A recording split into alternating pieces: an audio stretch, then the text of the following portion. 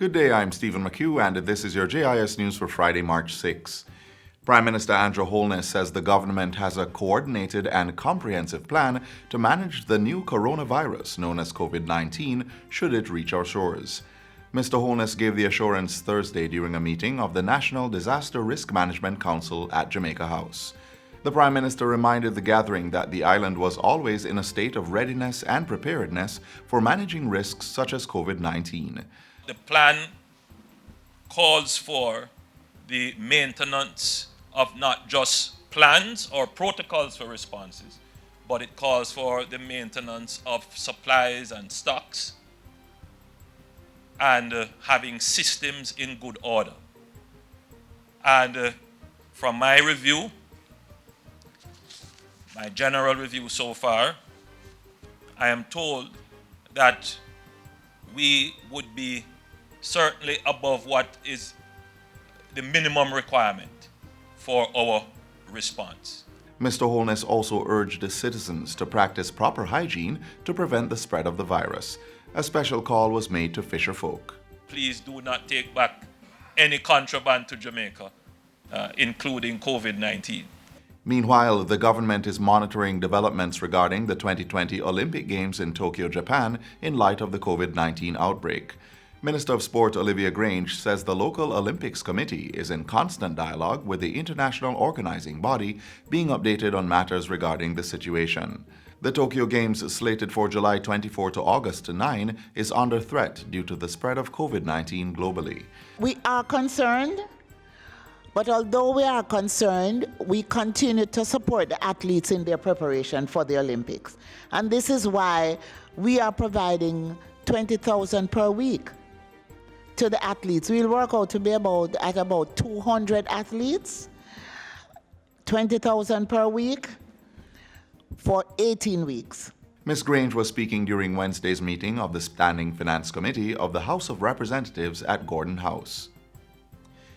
Government has launched a new risk management standard to manage hazards in public sector organizations.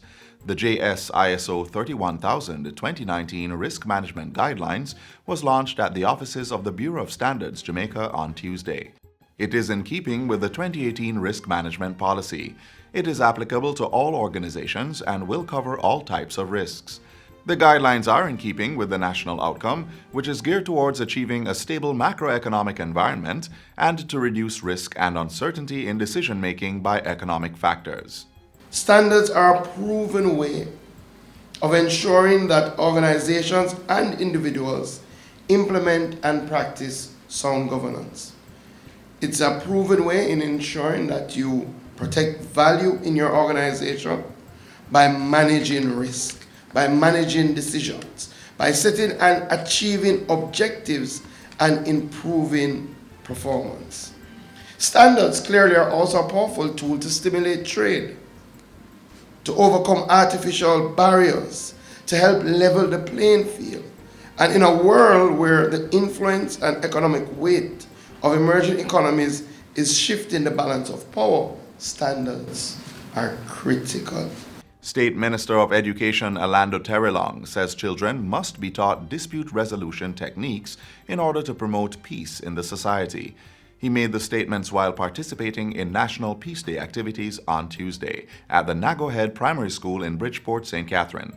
Unless we can start to train our young kings and queens about conflict resolution and how to resolve issues and dispute without violence, then we will not see a change. During the function, Mr. Terrelong and education specialist from the United Nations Children's Fund, Dr. Rebecca Tortello, signed the Safe to Learn initiative.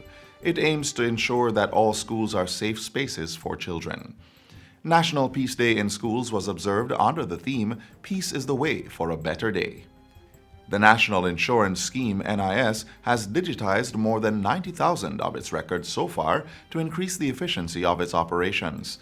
Director of National Insurance, Portia Magnus, says the NIS has also started the automation of its funeral grant benefits, which is currently being piloted at its Kingston and St. Andrew branch.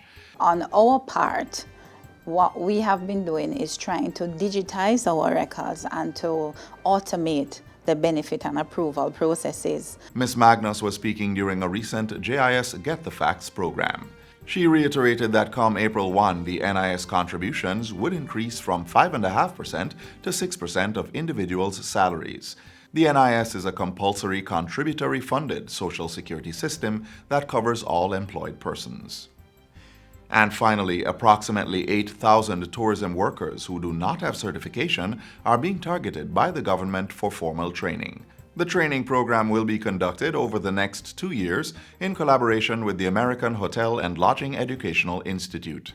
Tourism Minister Edmund Bartlett says workers who are performing well at their jobs in the accommodation and attraction sector will be targeted for the project.